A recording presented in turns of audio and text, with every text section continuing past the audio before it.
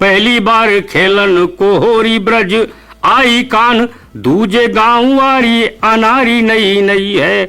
और फागुन में यौवन का पहला धरा है पाँव, गाँव भी नया है सुकुमारी नई नई है। साड़ी भी नई है पिचकारी भी नई नई है, और ये सहेली भी हमारी नई नई है। और मन में बड़ी है कामना की रंग डाले कान, किंतु सकुचा रही बिचारी नई नई है। मन में बड़ी है कामना की रंग डाले कान, कि गन्ना दिया मील का अब हूँ रुपया परे उधारी।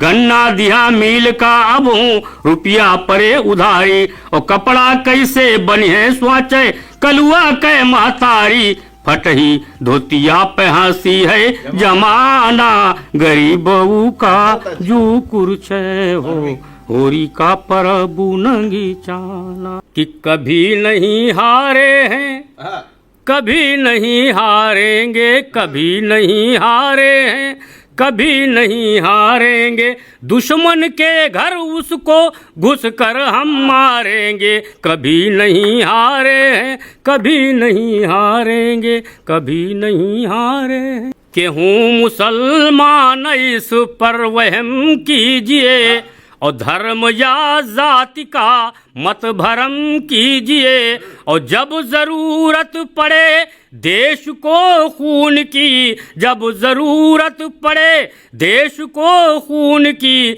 सबसे पहले मेरा सर कलम कीजिए। कि झेलम नदी का पावन कोई नीर हमसे छीने, धरती पे स्वर्ग जैसी तस्वीर हमसे छीने।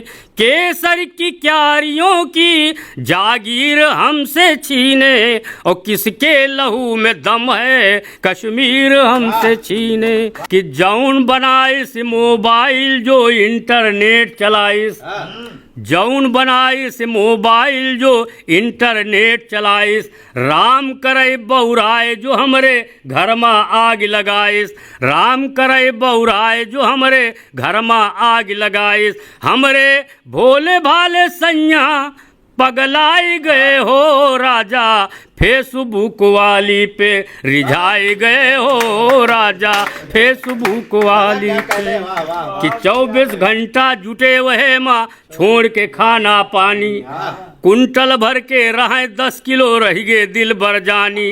और स्याठा जैसी हो गए देहिया झुराई गए हो राजा, फेसबुक वाली पे रिझाई गए हो राजा। कि 60 साल की मुई कल मुही इनका मन भरमाइश, 60 साल की मुई कल मुही इनका मन भरमाइश। हीरोइन जस सुंदर फोटो डीपी माँ चपकाइश, वही की देख कई जवानी लबलबाए गए हो राजा, फेसबुक वाली पे रिझाए गए हो राजा, फेसबुक। कि भैल पार 65 के अब तो उमरिया, भैल पार 65 के अब तो उमरिया, सरल जी सीधी चलो ना डगरिया, सरल जी सीधी चलो ना डगरिया। यूपी के सीतापुर की माटी में जन्मे अवधी लोकगीतों के राजकुमार कहे जाने वाले विख्यात कवि फारूक सरल के असमय इंतकाल से साहित्य और लोक संस्कृति के एक स्वर्णिम युग का अंत हो गया। सीतापुर के जमहौरा गांव के पंगडंडिया से शुरू हुआ उनका सफर उस महान विरासत का हिस्सा बना जिसे कभी लवकुश की परंपरा ने सींचा था। बेसिक शिक्षा विभाग की सेवा के दौरान वह 1981 में लखीमपुर पहुंचे और उन्होंने मोहल्ला नौरंगाबाद में अपना आशियाना बनाया। शिक्षा विभाग में नौकरी के साथ साथ उन्होंने अवधी लोकगीतों की मिठास को घर घर तक पहुंचाने का सिलसिला जारी रखा। उनके पिता भी नौटंकी के अच्छे कलाकार थे। फारूक सरल की कलम से निकलने वाली अवधी की मिठास और हास्य के व्यंग ने अनगिनत चेहरों पर मुस्कान बिखेरी। फारूक सरल बीते करीब 2 वर्षों से बीमार चल रहे थे।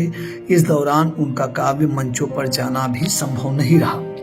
विख्यात लोक गीतकार और हास्य कवि फारूक सरल के असमय निधन से साहित्य जगत को एक ऐसा शून्य पैदा कर दिया है जिसे भर पाना नामुमकिन होगा। अवधी लोक संस्कृति के सच्चे संवाहक और शब्दों के जादूगर फारूक सरल केवल एक कवि ही नहीं थे, बल्कि उस संस्कृति विरासत की आवाज थे जो गांव की पगडंडियों से निकलकर शहर के बड़े बड़े मंचों तक गूंजती थी। उनकी रचना में जहां समाज की विसंगतियों पर करारा प्रहार था, तो वहीं माटी के प्रति अगाध प्रेम भी झलकता था। ऑल इंडिया न्यूज चैनल के स्टूडियो से लेकर उत्तर प्रदेश के अनगिनत काव्य मंचों तक जब भी फारूक सरल माइक थामते थे, तो उनकी सहजता और सरल स्वभाव श्रोताओं को मंत्रमुग्ध कर देता था। उनकी कविताओं ने न केवल अवधी भाषा को नई ऊंचाइयों पर पहुंचाया, बल्कि नई पीढ़ी के कवियों के साथ वे एक प्रेरणा पुंज भी बने। उनके निधन की खबर मिलते ही कवियों, साहित्यकारों और उनके चाहने वालों के बीच शोक की लहर दौड़ गई। हर कोई उस आवाज को याद कर रहा था जो हमेशा के लिए खामोश हो गई। उन्हें सांस्कृतिक मंचों पर कई बार सम्मानित किया गया। फारूक सरल कई बार पुरस्कारों से भी नवाजे गए।